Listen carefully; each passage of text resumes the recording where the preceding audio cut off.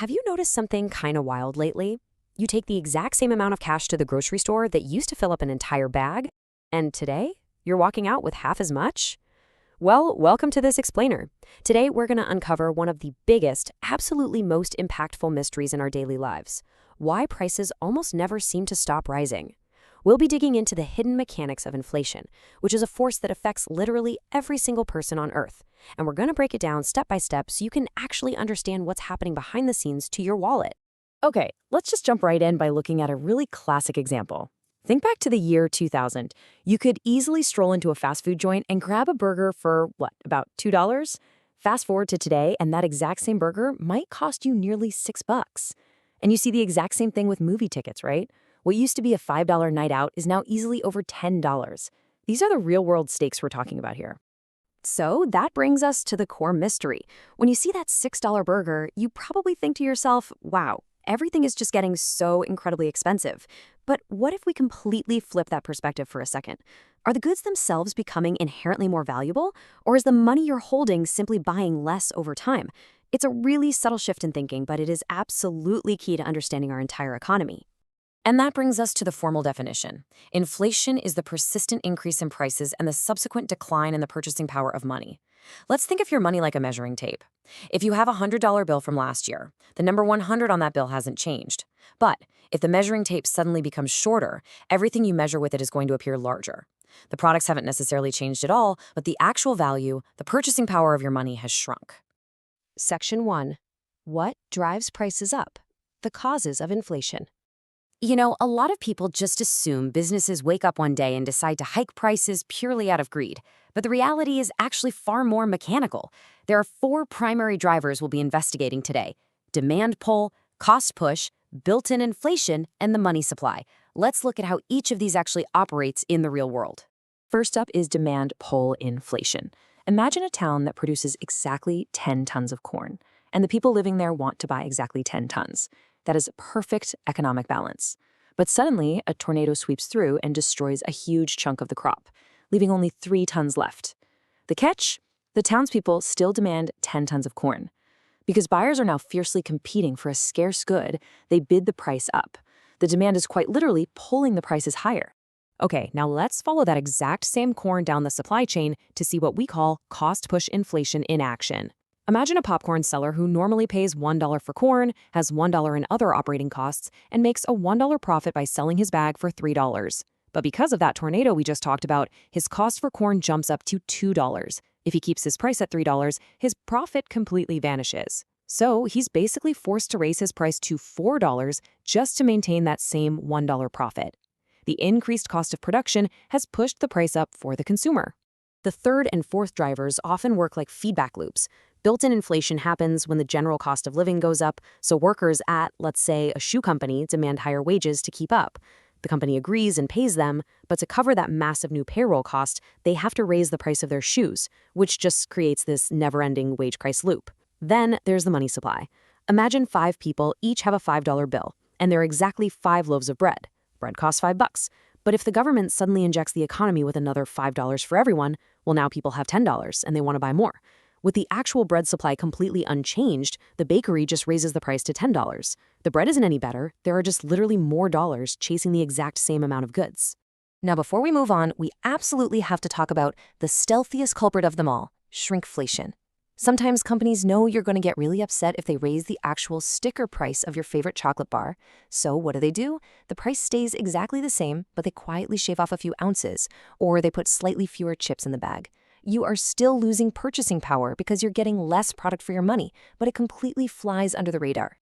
Section 2. Tracking price changes. Measuring inflation. So how do we actually measure all this? Well, the government uses something called the Consumer Price Index, or CPI. Think of it as our official economic measuring tape. They basically track a massive basket of everyday goods from year to year. Take a hypothetical basket, for instance. From 2024 to 2025, maybe bread goes up 10%, milk goes up 5%, and eggs go up 6%. Meanwhile, something like a candle barely moves and a movie ticket stays completely flat. They take all of this data and average it out to get the overall inflation rate for the entire year. But here is exactly where it gets super tricky for the average person. Sometimes you'll hear the news say the CPI is low, maybe just 3%, but you feel like you're going broke. Why is that? Well, it's because essential goods, the things you literally have to buy every single week, like bread, milk, and eggs, are often rising significantly faster than non-essentials, like candles or movie tickets. The overall average might look low on paper, but the reality of your weekly grocery bill is telling a much, much more painful story. Section 3. Managing the economy. Controlling inflation. So the really crucial point here is understanding the two massive levers of power used to manage all this. We have monetary policy, which is controlled by central banks, like the Federal Reserve in the US or the European Central Bank. And then we have fiscal policy, which is managed directly by the government. They use completely different sets of tools to try and stabilize the value of your money. Let's break down how this actually works in practice when central banks step in with monetary policy. When inflation is running way too hot, their absolute primary weapon is interest rates. They raise the rates, which instantly makes borrowing money more expensive across the board. Because loans cost more, consumers buy fewer houses and cars, and businesses pause their big expansions. This drops the overall demand in the economy. And as we learned earlier, when demand falls, the pressure on prices eases up, and inflation finally cools down. On the flip side, we have the government using fiscal policy. Let's say there's just way too much money sloshing around, causing demand pull inflation. The government can step in and adjust taxes or reduce their own spending. Imagine the government just decides to halt a massive multi-million-dollar bridge project. Suddenly, the construction firms, the engineers, the hourly workers, they aren't getting those government checks anymore. Because they have less money in their pockets, they spend less in their local communities. The money supply tightens up across the board, which eventually pulls inflation down. Now, you might be sitting there wondering, why not just aim for zero inflation? Or hey, even negative inflation, so things actually get cheaper? Well, most central banks actually target a low, stable inflation rate of around 2%.